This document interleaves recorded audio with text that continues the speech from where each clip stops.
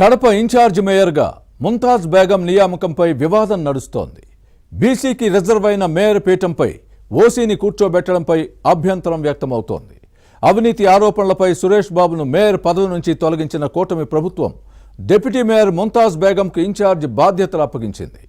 ఇది నిబంధనలకు విరుద్ధమని, ఎన్నిక జరపాల్సిందేనని బీసీ సంఘాలు పట్టుబడుతున్నాయి. ఈ మొత్తం వ్యవహారం ఇప్పుడు రాజకీయంగా కాకరేపుతోంది.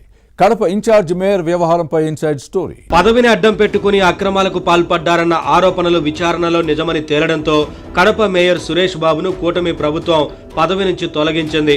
డిప్యూటీ మేయర్ ముంతాజ్ బేగంకు ఇన్ఛార్జ్ బాధ్యతలు అప్పగించింది. దీనిపై వైసీపీ కార్పొరేటర్ల నుంచి అభ్యంతరం వ్యక్తమవుతోంది. బీసీకి రిజర్వ్ అయిన కడప మేయర్ పోస్టులో ఓసీ అయిన ముస్లిం మహిళను ఎలా కూర్చోబెడతారన్నది ఫ్యాన్ పార్టీ కార్పొరేటర్ల వాదన. వైసీపీ కార్పొరేటర్లలో 4 బీసీలు ఉన్నారు. వారిలో ఒకరికి ఇవ్వాలన్న వాదనలు లేకపోలేదు. మేయర్ పదవి కోసం ఎన్నిక జరిగితే 4 పోటీ పడనున్నట్లు సమాచారం. కడప నగరపాలక సంస్థలో మొత్తం 50 మంది కార్పొరేటర్లు ఉన్నారు. 2021లో జరిగిన ఎన్నికల్లో టీడీపీ నుంచి ఉమాదేవి ఒక్కరే గెలిచారు. రాష్ట్రంలో కూటమి అధికారంలోకి వచ్చిన తర్వాత వైసీపీ నుంచి 8 మంది కార్పొరేటర్లు టీడీపీ గూటికి చేరారు.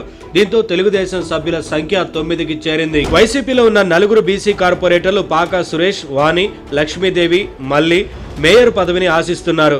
పాకా సురేష్ కు MP YS Avinash Reddy, YCP జిల్లా అధ్యక్షుడు రవీంద్రనాథ్ రెడ్డి ఆశీస్సులు ఉన్నాయి.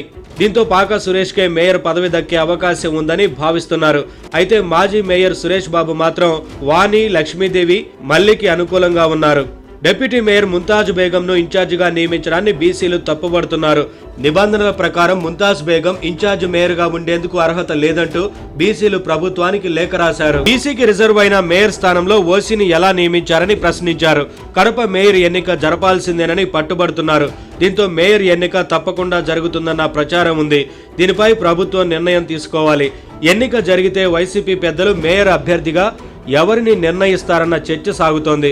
మరోవైపు ఎన్నిక జరిగితే ఎలాగైనా కైవసం చేసుకోవాలని టీడీపీ చూస్తోంది. వైసీపీ నుంచి కొందరు కార్పొరేటర్లను చేర్చుకుని ఫ్యాన్ పార్టీకి చెక్ పెట్టాలన్న ప్లాన్లో ఉంది. ఎన్నిక జరిగితే మాత్రం చతుర్ముఖ పోటీ ఉంటుందని వైసీపీ కార్పొరేటర్లే చర్చించుకుంటున్నారు.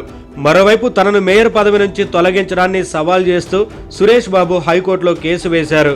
ఈ మొత్తం వ్యవహారం ఏం మలుపు తిరుగుతుందో చూడాలి.